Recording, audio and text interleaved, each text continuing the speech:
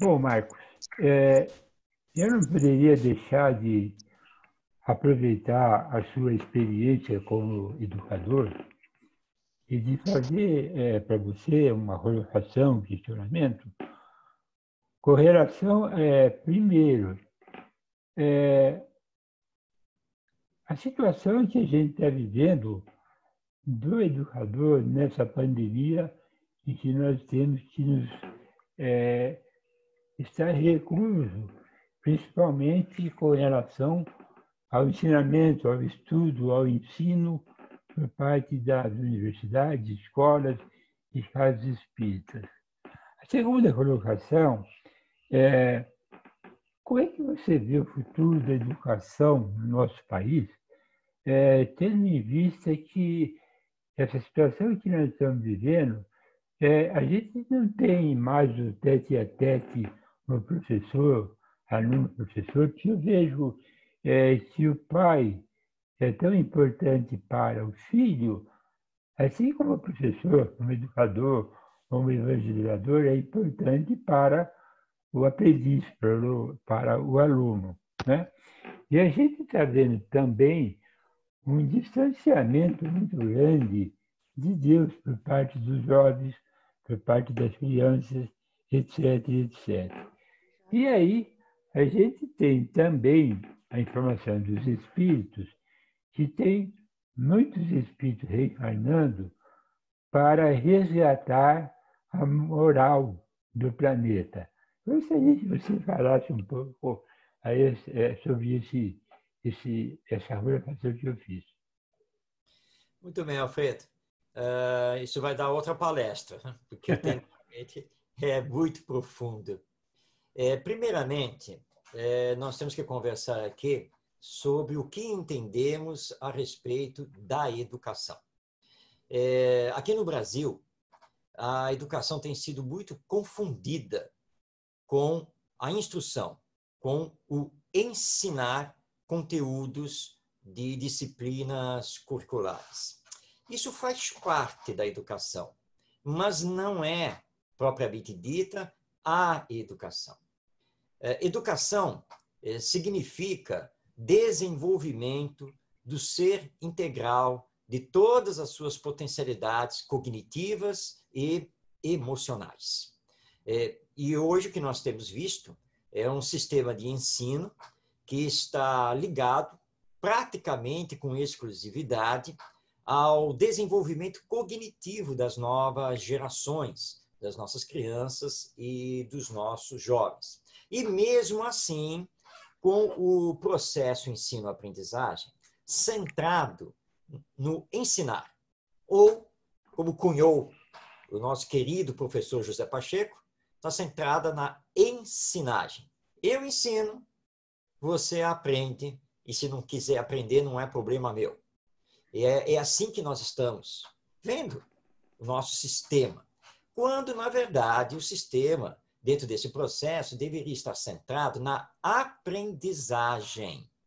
E que nós, educadores, temos que permitir que os nossos educandos façam esse processo. Ou seja, tenham autonomia. Autonomia, obviamente, com responsabilidade, para que eles aprendam a respeitar o direito do próximo, percebam o quanto é bom, o quanto é importante conhecer e, claro, aprenderem a conhecer também, a colocar em prática esse conhecimento, mas colocar em prática não olhando apenas para si mesmo ou seus grupos de interesse, mas tendo a chamada visão global, a visão coletiva, porque o bem, ele só é o bem quando faz bem para todos. Vou repetir.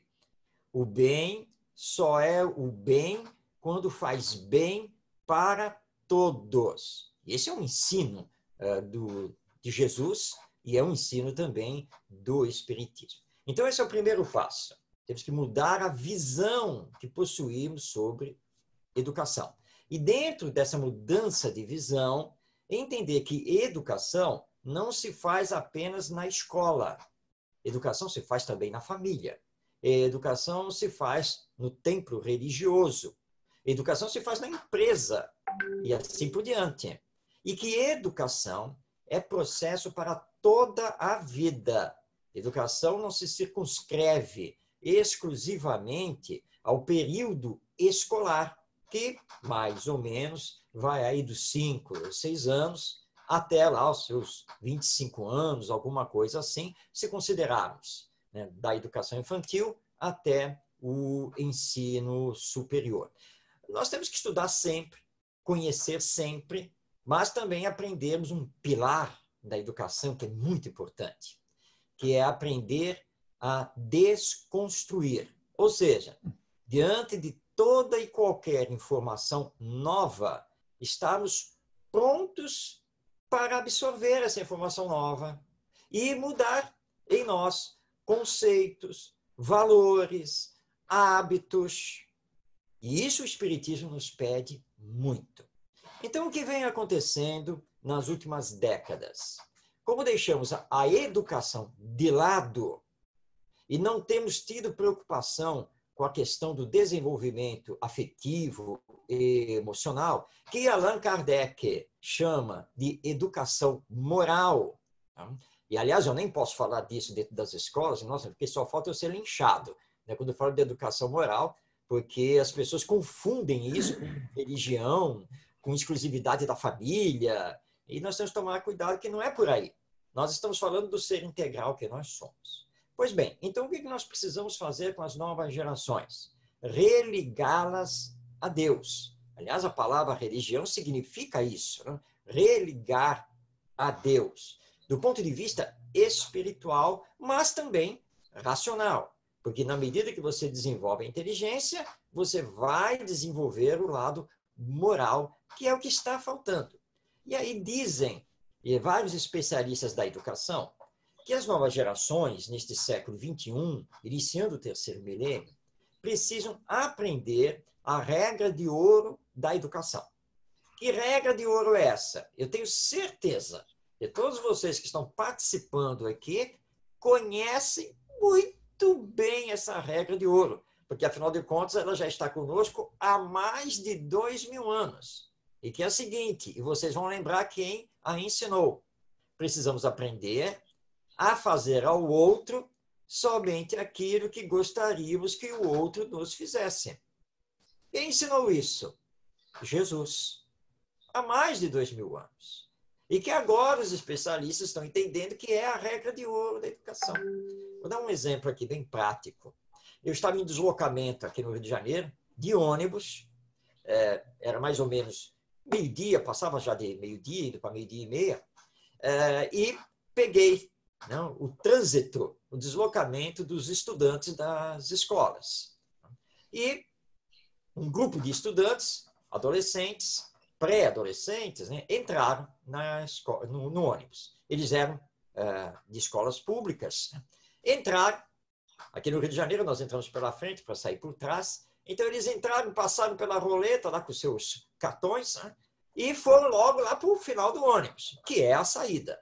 E claro, né, na algazarra, tomaram conta da saída do ônibus. E eu já estava chegando onde eu deveria descer. Então dei o sinal, e mais uns 2 ou 3 passageiros, mas só que eles não davam passagem para que nós pudéssemos sair do ônibus. O ônibus chegando no ponto. Então eu olhei para o garoto, que estava assim junto da porta, tomando conta da escada, e eu olhei para ele e disse assim, meu filho, olha só, você está num espaço público, porque o ônibus é um espaço público. Então, a mínima coisa que você deve fazer aqui é respeitar o direito dos outros. Ou seja, por favor, me dá passagem para que quem quer descer possa descer. Eu corri um risco muito grande, porque ele poderia ter partido para cima de mim, né, porque eles estão muito agressivos, mas um outro colega dele, ao ouvir a minha fala, disse assim, cara, sai daí, não está vendo que você está atrapalhando? Aí ele, quando viu a reação assim do colega, olhou para mim de alto a baixo e deve ter pensado, eu vou deixar esse velho passar. Velho mesmo, tá? Porque eu já estou meio careca, barba branca, tá, né? Já passei de uma certa idade que eu não vou revelar aqui. Né? E ele deu a passagem. E aí nós perguntamos, espera um pouco, são alunos de uma escola. não importa se pública, particular, são alunos de uma escola, todos eles têm família, todos eles estão escolarizados, estão dentro do processo educacional. Mas parece um bando que não tem respeito a ninguém, a nada. Quem está falhando aí? A família? A escola? O sistema? As autoridades públicas? Nós todos estamos falhando. E é claro que tanto a família quanto a escola não estão conseguindo educar. Porque ele não tem educação. Ele não sabe respeitar o próximo. Só olha para si mesmo. E, normalmente, tenta resolver todas as situações na violência, no desrespeito ao próximo. Então, é urgente revermos o que estamos fazendo no campo da educação. O Espiritismo tem muito a nos ensinar e as casas espíritas muito a fazer no chamado campo da evangelização espírita e infanto-juvenil e, principalmente, dentro do campo moral. Como nos diz o Vinícius, ou Pedro de Camargo, num texto que é da década de 1930, está no livro O Mestre na Educação, obra espírita, publicada pela Federação Espírita Brasileira, as autoridades não conseguem resolver os problemas sociais. Mas eles têm diplomas, são formados em sociologia, em administração, em antropologia, em economia, etc. Muitos têm doutorado, têm PhD, mas por que não conseguem resolver os problemas sociais? É porque falta para eles sentimento. E isso é urgente nós trabalharmos. Não adianta darmos uma aula aqui de intelectualidade, de conhecimento, se nós não somos sensíveis e se não pensamos nos outros. Educação é tudo. Para renovarmos a humanidade, sem nenhuma dúvida, nós temos que utilizar a educação. Mas a educação, como verdadeiramente ela é e deve ser. Não como nós estamos hoje entendendo, que é simplesmente ensinar, que é simplesmente instruir. Então, aqui eu encerro a minha resposta novamente aqui, confirmando com Allan Kardec. O que nós estamos precisando urgentemente é de educação moral para nós e para as novas gerações. Obrigado, Marcos.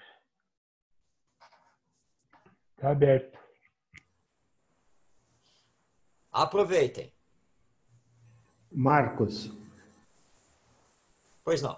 foi muito bom o seu esclarecimento. Nós queremos agradecer por você estar compartilhando conosco todo o seu ensinamento. O que você me fez lembrar hoje é quando você falou que a Zakoff teve uma felicidade, né, de se reencontrar com a sua mãe naquele efeito físico, e ele foi chamado pelo apelido carinhoso que a sua mãe o chamava, né? Então, assim, eu tive uma experiência, é um relato, é um depoimento que eu estou fazendo. Em 1974, aliás, desculpe, em 1970, minha mãe faleceu. Eu morava em Sorocaba.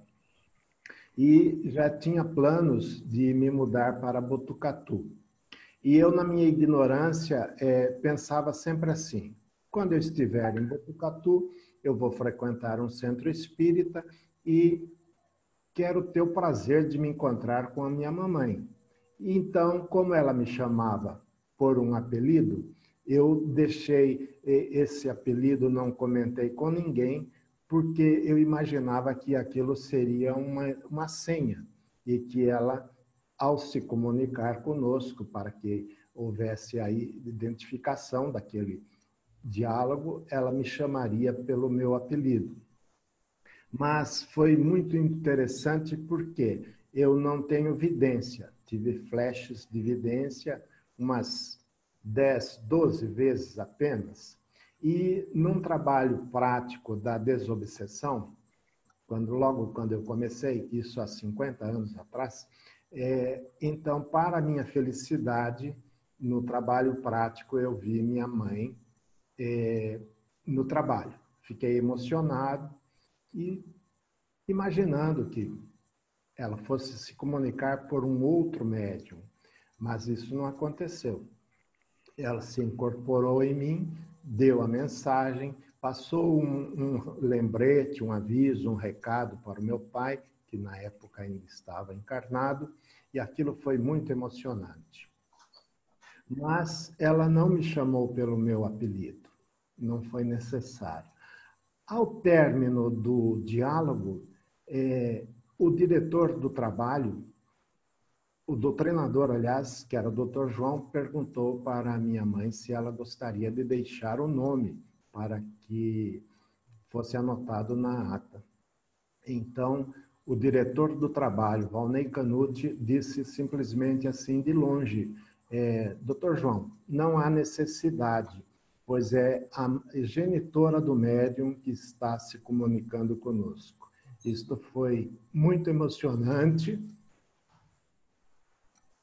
É um fato que eu sempre me recordo, me emociono. Então, ela não precisou me falar o meu apelido. Por isso que eu quis deixar esse relato para vocês. Muito bem.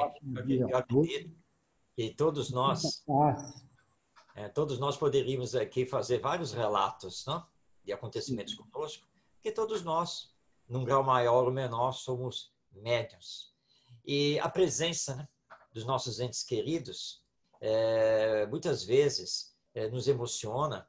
E como nós os reconhecemos, nem sempre eles precisam efetivamente dar essas provas. Não?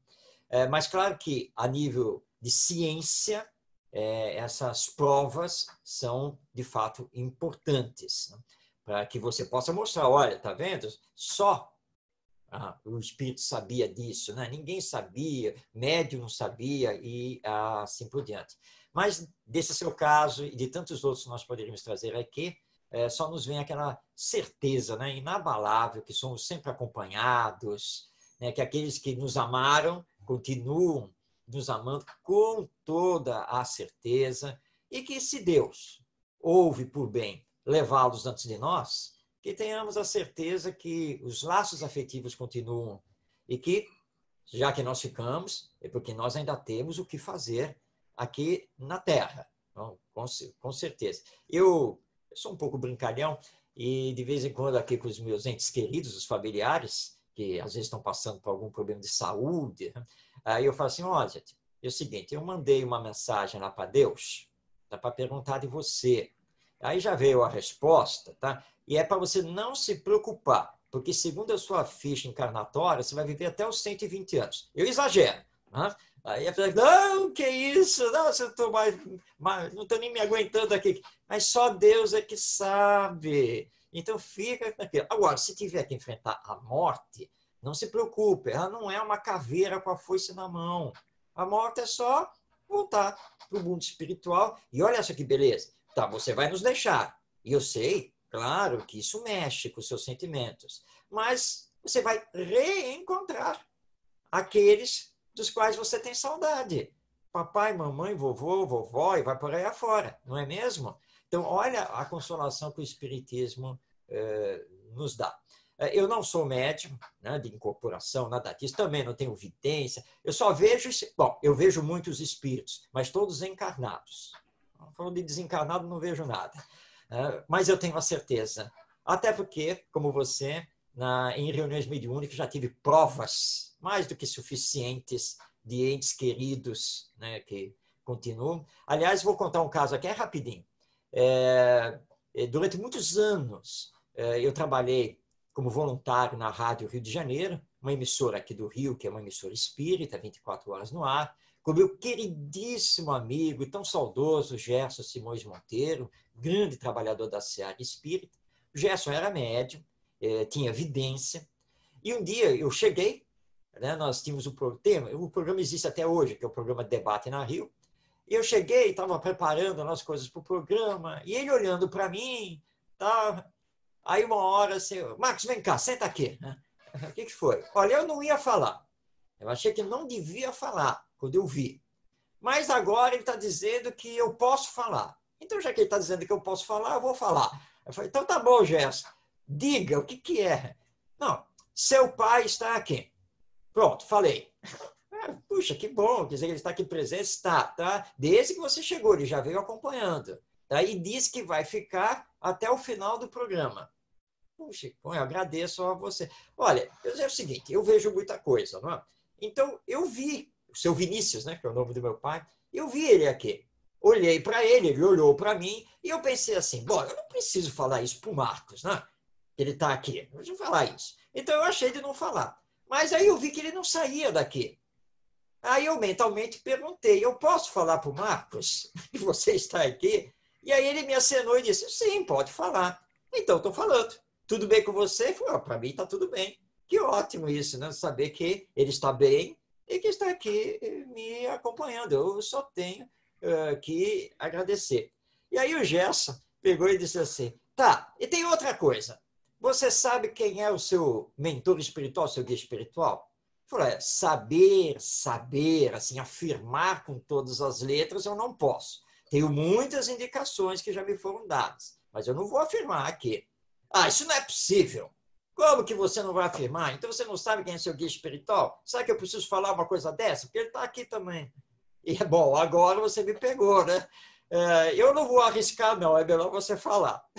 E ele disse, pô, meu filho, a quem você é ligado? A quem você adora? Que você vive estudando? Que foi um verdadeiro norte na sua vida? Aí eu falei, bom, Pedro de Camargo, né? Então, meu filho, você quer mais pão? Ele está aqui, ó. É ele que lhe orienta. Tá? Ele também está aqui, mas ele disse que não vai ficar. Tá? O seu pai vai ficar, mas ele não. E aí, quando você tem essas experiências de ordem mediúnica, como você vai questionar uma coisa dessas, né? Entre tantas histórias que nós podíamos contar. Então, eis então os esclarecimentos e o consolo que o Espiritismo nos traz.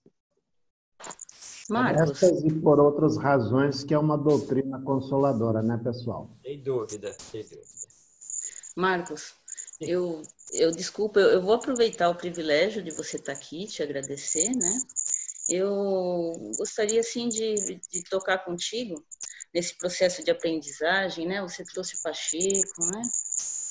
Essa coisa, assim, tão bonita, que nos faz pensar, né? E, então, sobre essa questão da aprendizagem, eu gostaria de compartilhar uma experiência minha rápida de hoje, através de um exemplo que você deu. Então, sobre a previdência, né? Então, sobre a internet, de você se precaver antes, se organizar para que não aconteça um imprevisto. Como se a gente pudesse comandar, sendo que nós estamos trabalhando agora, no meu aprendizado, pelo menos é o que eu estou fazendo, o princípio da incerteza, né? Então, desde as 8h30 da manhã, eu estava aqui online, cuidando da sala, né? Estava tudo indo bem.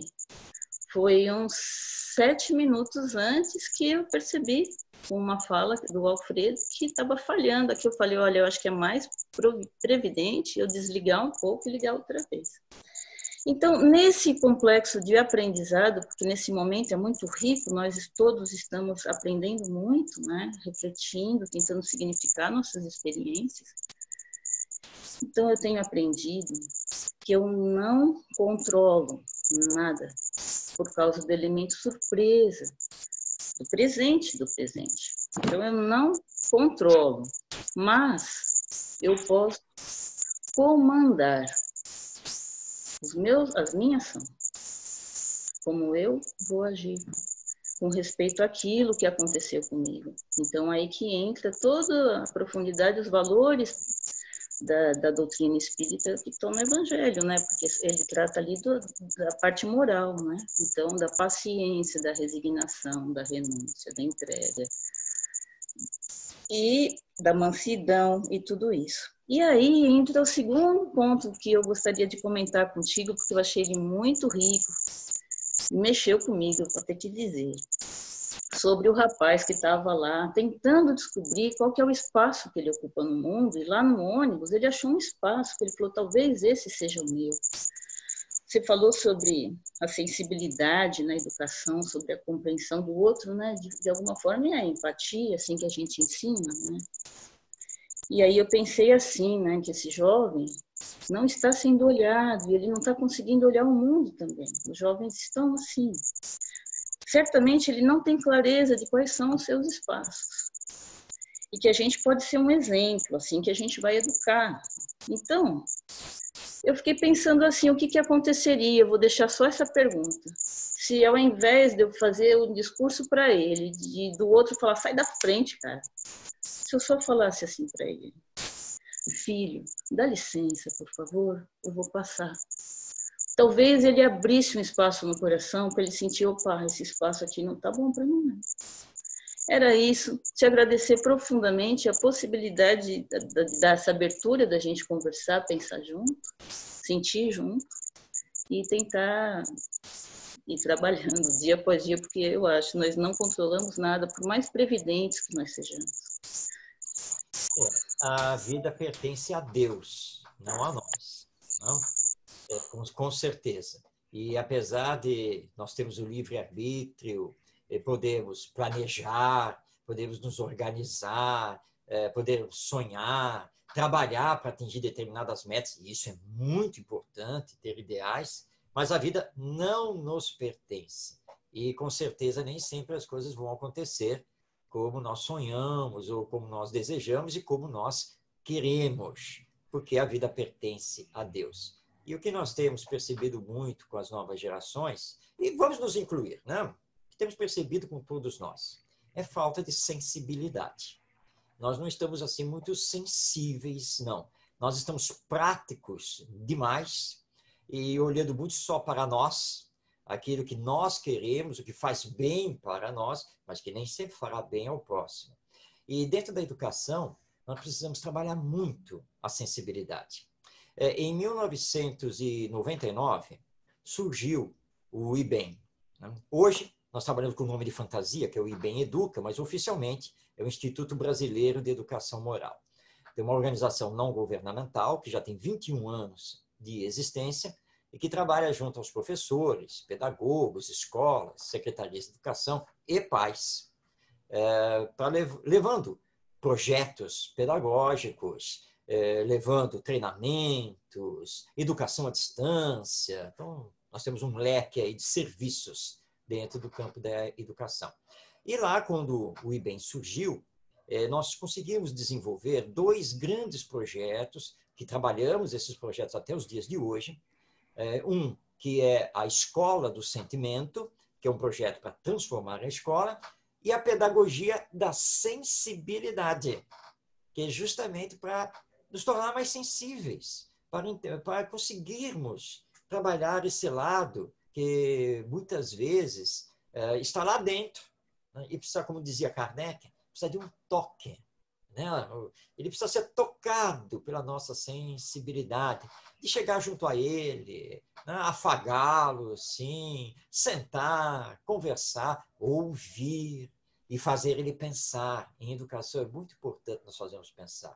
Certa vez aqui no Rio, eu fui fazer uma palestra para aproximadamente 70 adolescentes no contraturno da escola, todos eles oriundos da favela do Jacarezinho, que é um grande complexo aqui no Rio de Janeiro, e eu recebi o convite através do Colégio Salesiano, que é uma escola católica, porque eles faziam também esse projeto pelo lado social.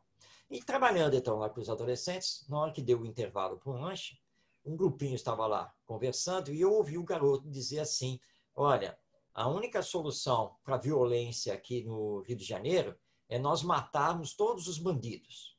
O dia que nós acabarmos com os bandidos, nós vamos viver em paz. Eu ouvi e não pude ficar indiferente, entrei na roda. E disse: bem, eu acabei de ouvir aí a sua filosofia de vida, porque isso é filosofia de vida, tá? Então, para termos paz aqui no Rio de Janeiro, acabar com o tráfico de drogas, com os assaltos, tiroteios, nós temos que acabar com os bandidos. É isso mesmo, né? Ah, isso mesmo, tio. É isso mesmo.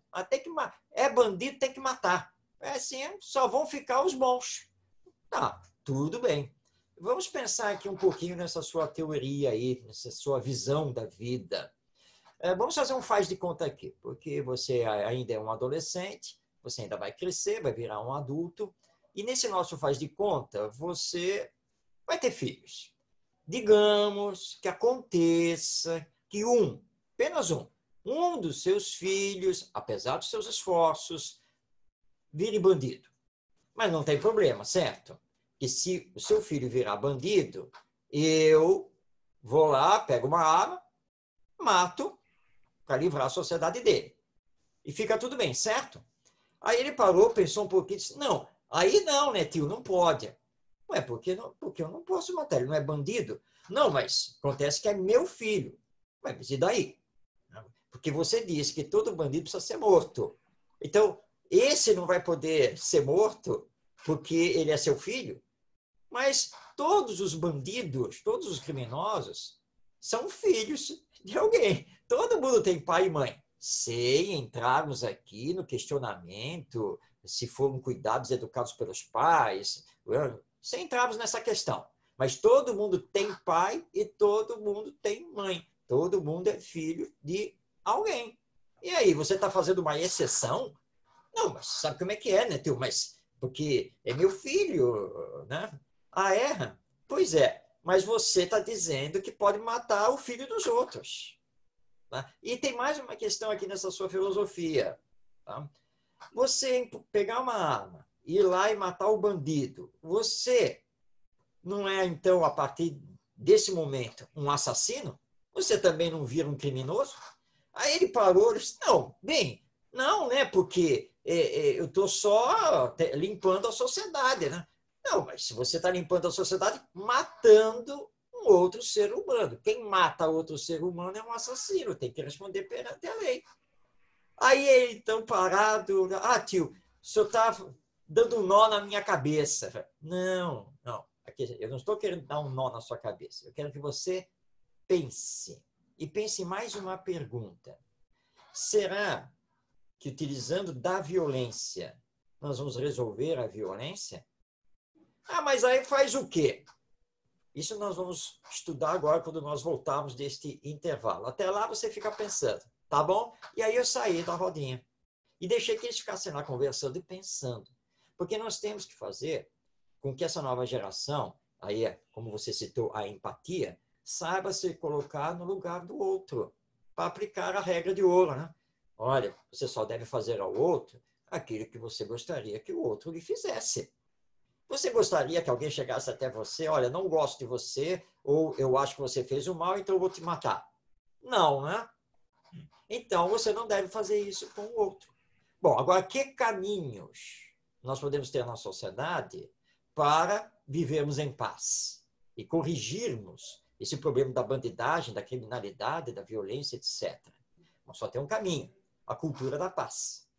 Mas aí nós temos que discutir o que seja a paz e o que fazer para desenvolver essa cultura da paz. Mas existem caminhos e nós temos experiências pedagógicas maravilhosas nesse campo. Mas para que tudo isso dê certo, é o que acabou de ser colocado. Nós precisamos ser trabalhados na nossa sensibilidade, para entendermos o amor ao próximo, que é a grande chave educacional. Com certeza esse é o caminho, e que nós, em todas as circunstâncias aqui da nossa existência, possamos lembrar disso para agirmos com essas gerações, para que elas encontrem o seu verdadeiro espaço e que esse espaço respeite também o espaço do outro.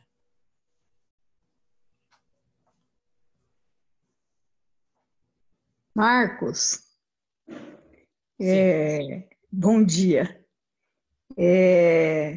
Como a gente sabe, né, o mundo está em constante evolução. O universo inteiro está sempre evoluindo, progredindo e se modificando, né, sempre para o melhor. E a Terra, a gente sabe que nesse momento está passando de um mundo de provas e expiações para um mundo de regeneração. Por que a gente sente nesse momento que parece que o mundo está desgovernado? A maldade parece que prevalece, né? Os conceitos morais parece que não valem mais nada no mundo de hoje. Por que a gente tem essa sensação? Eu não tenho, porque eu sei que Deus está no comando do mundo. mas todo mundo que a gente conversa, né? A gente sente que estão desalentados, achando que nada mais vale a pena. Gostaria de ouvir seu comentário sobre isso. Então, Obrigada. Excelente pergunta e muito importante. O que está acontecendo nessa fase, nesse processo de transição de mundo de expiações e provas para mundo de regeneração, é que nós estamos vivendo um período de crise moral, crise de valores. Porque o mundo de regeneração significa predominância do bem sobre o mal. Obviamente que o mal não vai se entregar, não? Só porque é um processo da lei divina. O mal reage. Segundo Manuel Filomeno de Miranda, através do Divaldo Franco, nos livros Transição Planetária e Amanhecer de uma Nova Era, Jesus, o governador espiritual do nosso planeta, autorizou que milhões de espíritos estacionados nas chamadas zonas umbralinas, espíritos obsessores, ele autorizou que esses espíritos tivessem uma última oportunidade reencarnatória aqui na Terra, neste período de transição. Então, nós estamos assistindo uma massa de espíritos que estão reencarnando, muitas vezes mostrando muita inteligência, mas precisando de educação moral, precisando dessa orientação moral, que nem sempre nós realizamos. É como uma companheira, uma vez, na casa espírita, chegou para mim e disse assim: ai, Marcos, eu tenho certeza que a minha filha é um espírito evoluído e que veio cumprir a missão de acelerar o progresso aqui da humanidade. É uma afirmação muito forte, né? Então eu perguntei a ela: bem, mas por que você acha que a sua filha é esse espírito evoluído? Ah, porque ela é muito inteligente. Tem que ver como ela já domina todas as coisas, como ela já dá as respostas. Ótimo, parabéns. Mas deixa eu fazer-lhe uma pergunta. Além de muito inteligente, a sua filha é obediente, é carinhosa, sabe respeitar os limites, né, que você e seu marido colocam para ela? Aí então ela respondeu assim: e aí é um problema. Ah, ela é respondona, ela não gosta de obedecer, etc, etc.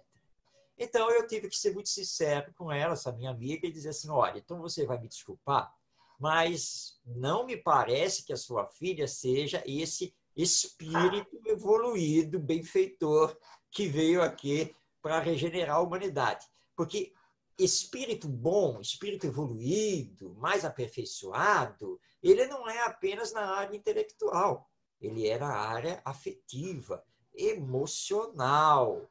Então, olha, vou te dar um conselho: trate de educar, trate de corrigir, sim, e de mostrar que existem limites, e que ela precisa saber respeitar o direito dos outros. Porque se vocês não fizerem isso, como está lá no Livro dos Espíritos, se vocês não corrigirem as más tendências que ela já está mostrando, vocês vão ter muitos, mas muitos problemas quando ela crescer.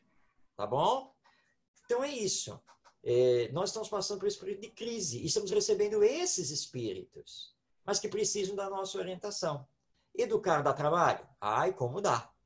É um desafio constante? É verdade.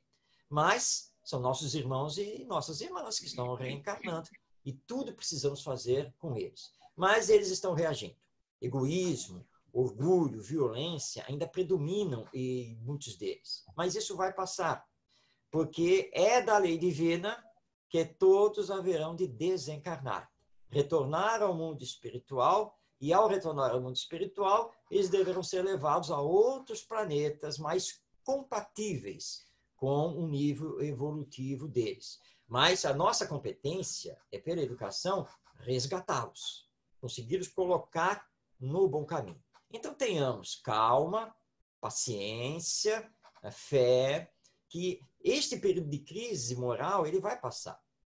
Quando? Os espíritos superiores não colocam datas.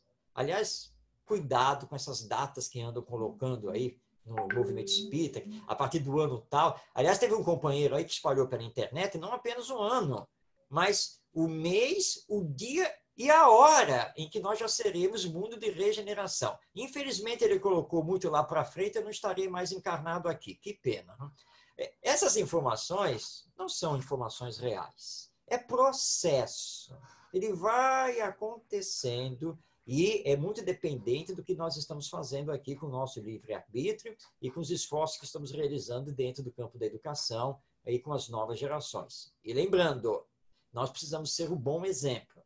E para sermos o bom exemplo, temos que fazer a nossa autoeducação, nosso autoconhecimento, que é muito fácil cobrar dos outros. É como às vezes nós fazemos em casa. Quando é que você vai aprender essas lições do Evangelho que nós fazemos aqui toda semana e você vai se corrigir e você isso e você aquilo? Já perceberam como nós fazemos muito isso? Mas não olhamos para nós, né? E aí veio o ensino de Jesus.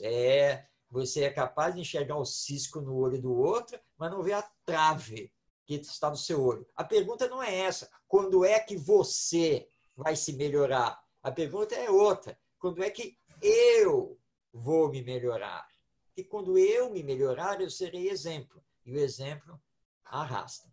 Então, calma. Vamos falar para todo mundo, a todos que estão aí desesperançados, que essas crises que estão acontecendo, a crise da pandemia do novo coronavírus, a crise econômica, a crise moral, crise social, né? Tudo isso é passageiro. E de todas essas crises, nós podemos tirar grandes ensinos. Os sociólogos, os grandes estudiosos, dizem que toda nova fase da humanidade, ela sempre se inicia após uma crise. Crise essa que, às vezes, ano passado, levava até a guerras civis, mas é sempre depois de uma crise que nós temos uma nova realidade social. E nós confiamos. Confiamos em Deus, confiamos em Jesus, os nossos anjos da guarda, esses guias protetores, e temos que fazer, então, a nossa parte para acolher essa nova geração e mostrar a eles a realidade imortal da alma e que há uma grande necessidade de aprendermos a nos amar. Bom dia. Bom dia. Bom dia. Vou falar só um segundinho, tá? Por favor.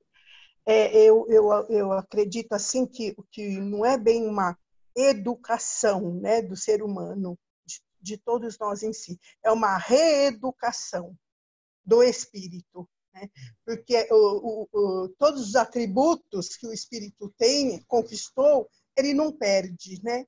Então, ele quando ele reencarna, já que foi reeducado, reeducado, ele já aceita, né? E aprimora, que ele não perde nada, né? Do que conquistou, né? Os atributos.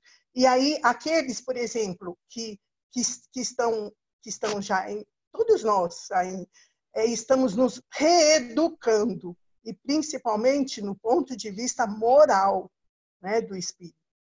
E tem uma frase aqui muito bonita, que é da minha querida mãezinha, que eu tenho até como mentora, assim, sabe?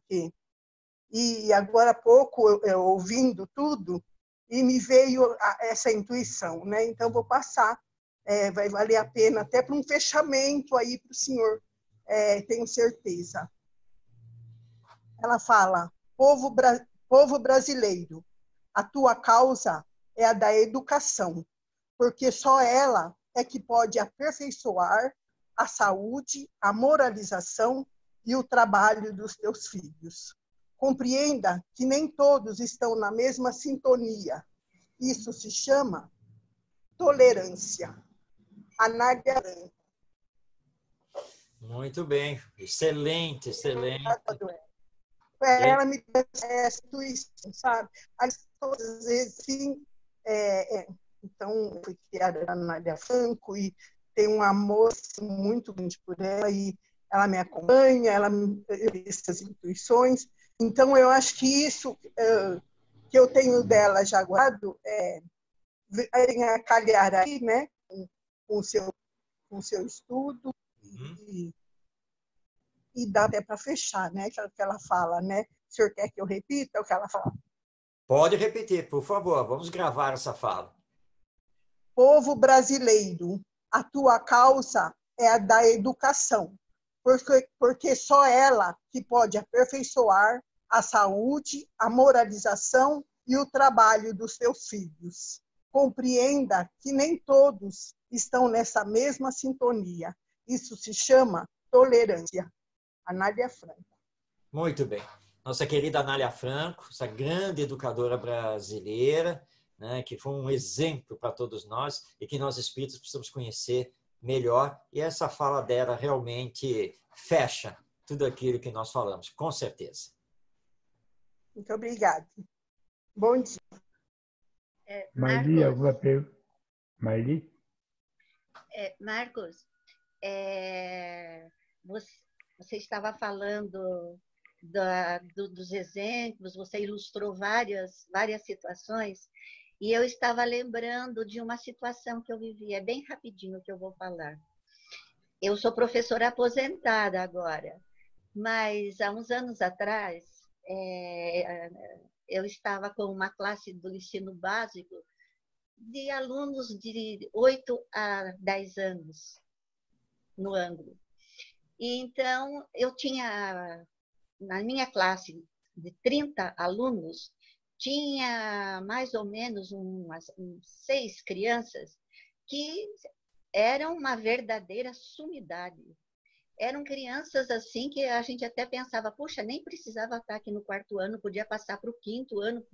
A inteligência fantástica. Às vezes, a gente estava dando a aula e alguns até completavam aquilo que eu ia falar. Era uma inteligência assim, brilhante, brilhante. Mas aqueles mesmos alunos brilhantes, a educação não, a inteligência privilegiada, essas mesmas crianças, na hora do lanche, com todas aquelas latas que tinha ali no pátio para jogar o lixo do lanche, eles desembrulhavam o lanchinho e jogavam os papéis, os plásticos, os copinhos no chão do pátio. E uma vez eu fiquei olhando, né? Puxa, mas que educação moral que essas crianças têm? Zero, nenhuma. E chegamos até perto delas, né? E comentamos, olha, tem tantas latas de lixo aqui, cada uma com uma cor para colocar o plástico, o papel, o vidro. Por que vocês jogam os papéis, os copinhos, tudo no chão? O que tem, tia? Depois vem a servente aqui, ela limpa e pronto. Então, aquilo que você falou agora, no comecinho da tua fala, que o mal do mundo é a educação, e a gente já vivenciou essa situação várias vezes, não tem como negar. Se você não educar o ser humano, você não vai ter um ser em evolução. Não tem. Nós damos aula também para as crianças da evangelização. Eu já sou evangelizadora há quase 40 anos. E agora, com essa pandemia, né, nós não estamos mais presencialmente, não estamos dando mais aula, mas nós estamos, através do Zoom, completando, né, o planejamento que fizemos no começo do ano. Sempre a gente faz um planejamento. Mas esse ano ficou tudo diferente. O planejamento que nós tínhamos no começo do ano, nós não estamos podendo fazê-lo, porque quando abrimos a sala do Zoom, as crianças que chegam até nós são crianças de 5 a 12 anos. E então nós optamos pelas parábolas, A gente conta, cada sábado a gente conta uma parábola, porque toda parábola tem uma moral fantástica. E vamos começando falando numa linguagem bem simples para que os de 4 anos consigam entender.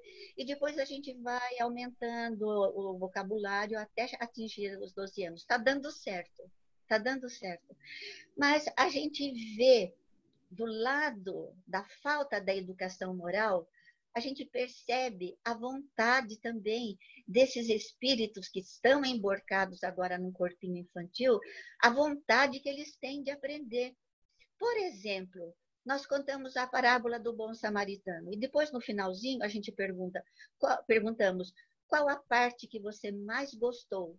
E todas as crianças que a gente perguntou disseram a parte que o samaritano chegou e ajudou o homem caído na estrada.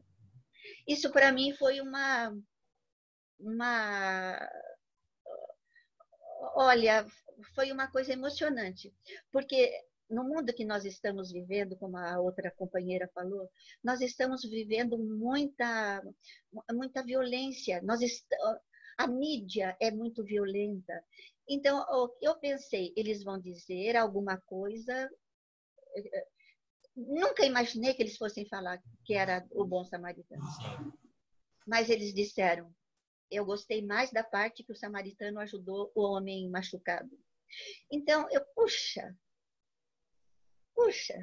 é uma luzinha no fim do túnel.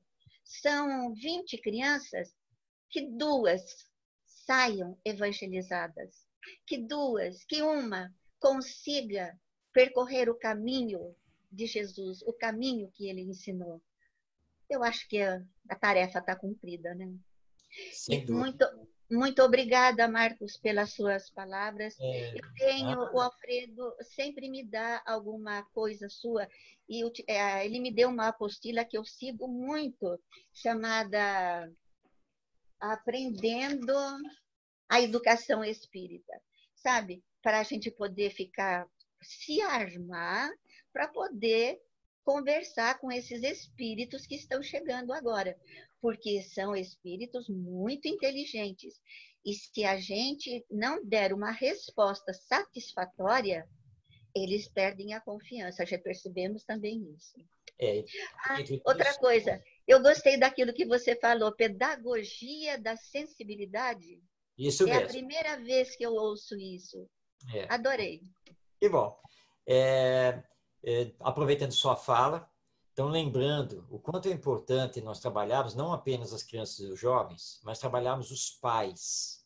Nós, na Casa Espírita, mesmo não presencialmente neste período aqui de pandemia, mas aproveitar essas ferramentas da internet para tentar reunir os pais também em bate-papos, né, rodas de conversa, aqui através do Zoom, por exemplo, para falar da educação dos filhos. É muito importante isso, porque a escola, o centro espírita, não tem como fazer todo o trabalho de forma isolada. Nós precisamos muito da família, precisamos muito dos pais nesse contexto da educação moral. Então, aquilo que vocês puderem fazer dentro desse campo, façam. Foi ótimo vocês começaram a usar aí as parábolas. Aliás, me diga aí uma cidade próxima de Botucatu, uma só. Avaré? Avaré, ok. Então, olha só, a parábola do bom samaritano. Tinha um homem que todos os dias saía de Avaré para ir até Botucatu, onde ele trabalhava. E um dia, o pneu do carro dele furou e ele parou na estrada para trocar o pneu. E ele foi assaltado. E bateram nele. E levaram tudo dele. O smartphone, o notebook. E aí, passou pela estrada um carro. E esse carro era de um religioso. Ele olhou e disse assim, meu Deus, como esse mundo está violento. Hoje eu vou orar muito pela salvação dos homens. E seguiu em frente. E aí veio outro carro. E nesse outro carro também tinha um outro religioso, de uma outra denominação. E ele olhou e falou, cadê a polícia? Como é que está? Onde estão as nossas autoridades para cuidar disso? E ele passou. E aí veio um terceiro carro. E esse carro parou. E do carro saiu uma mulher. E essa mulher amparou o homem, pegou o homem e levou para uma UPA, a unidade de pronto atendimento. E lá ficou, e olhando os documentos dele, encontrou, então, um cartão, algumas anotações, fez umas ligações via WhatsApp e conseguiu localizar a família. E não saiu da UPA enquanto a família não chegasse. Entregou também seu telefone, seu zap, foi embora e disse, mas olha, eu vou passar aqui para ver se ele teve alta, se está tudo bem, e eu estarei sempre à disposição. E lá foi embora. Muito bem. Desses 3 que passaram pela estrada, quem teve misericórdia para com o homem assaltado? E aí vem a resposta, né? Que naquela época foi o samaritano, e hoje nós falamos, foi aquela mulher. Mas nós sabemos que homem é esse que estava indo para Botucatu e foi assaltado? Não, porque nós não dissemos. O viajante lá na estrada de Jerusalém para Jericó também não sabíamos.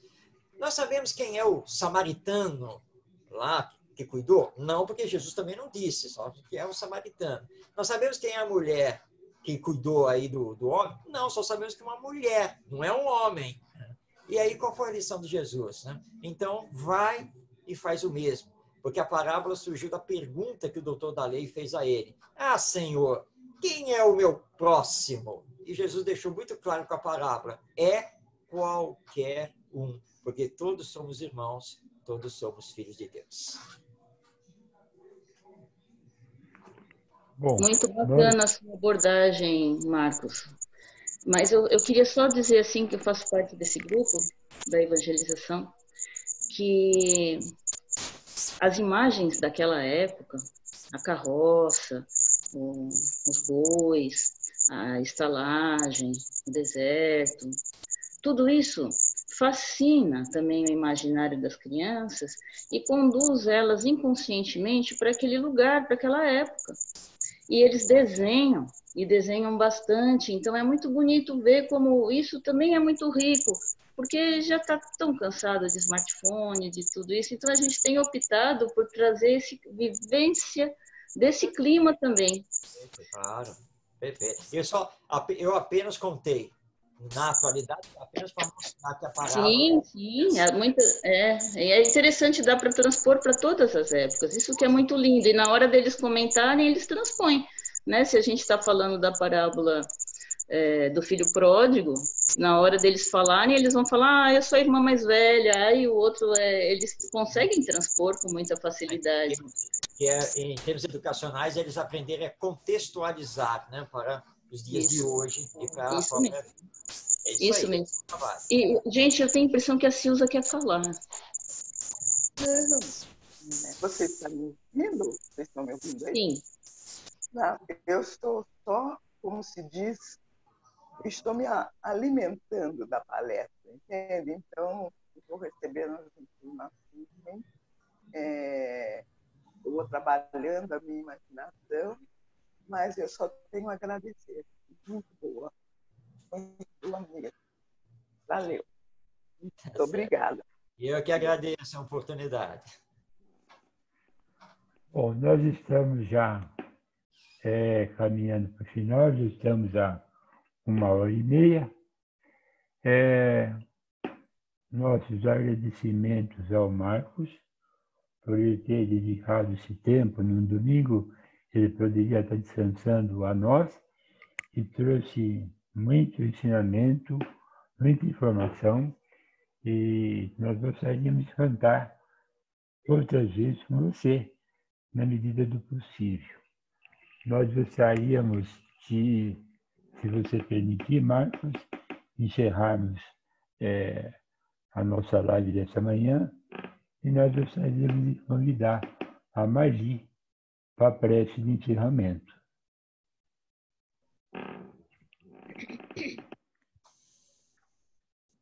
Então chegou o momento dos nossos agradecimentos.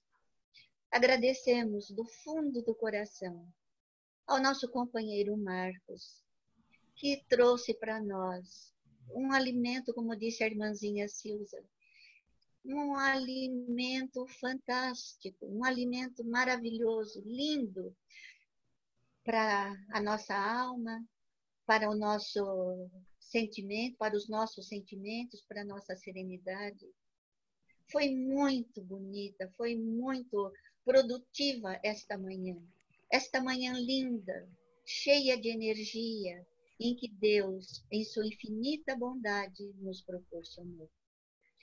Agradecemos aos nossos bons amigos espirituais, que permitiram que tivéssemos uma manhã tão gostosa, tão forte, tão profunda, e que colocamos, temos certeza que colocamos nas nossas baterias tudo aquilo que precisamos para enfrentar a próxima semana que chega, com os seus altos e baixos.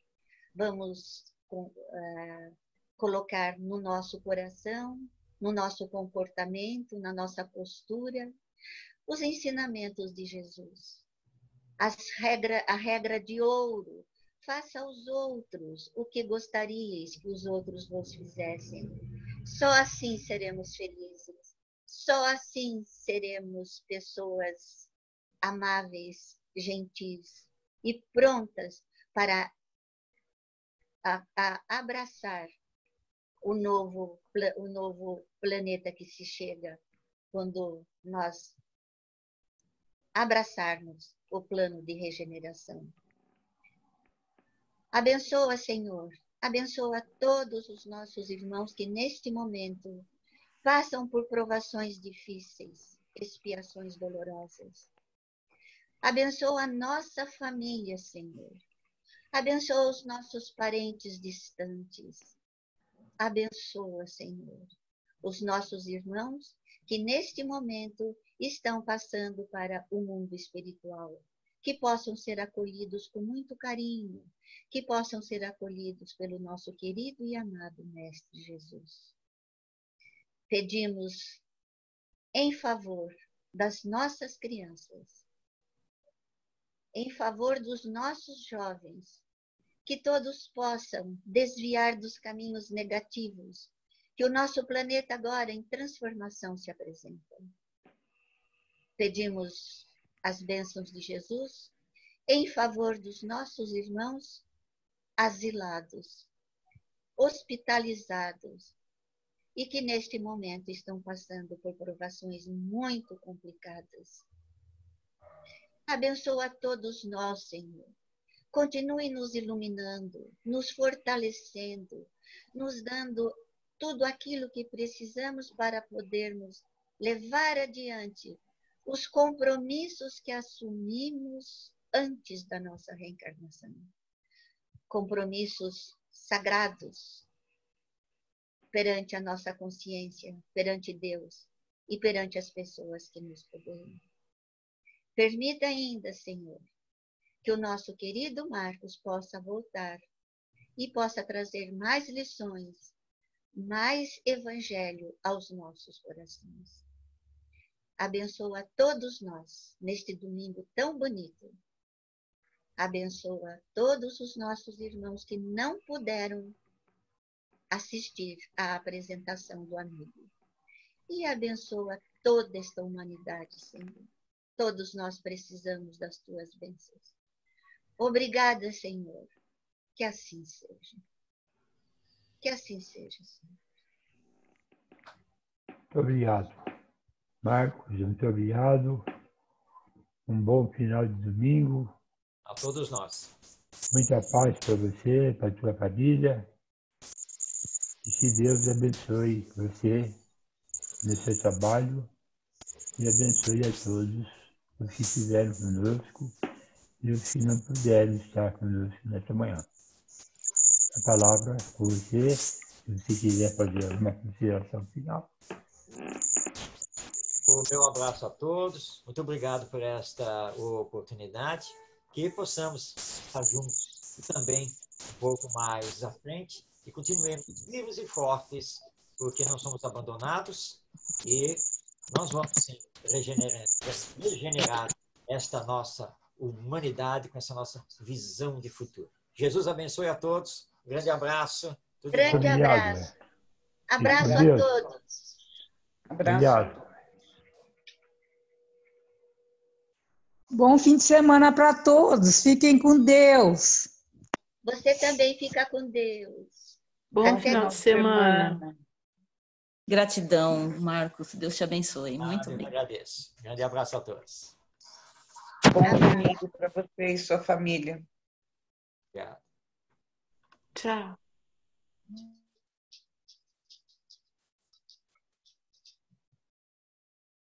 Uhum.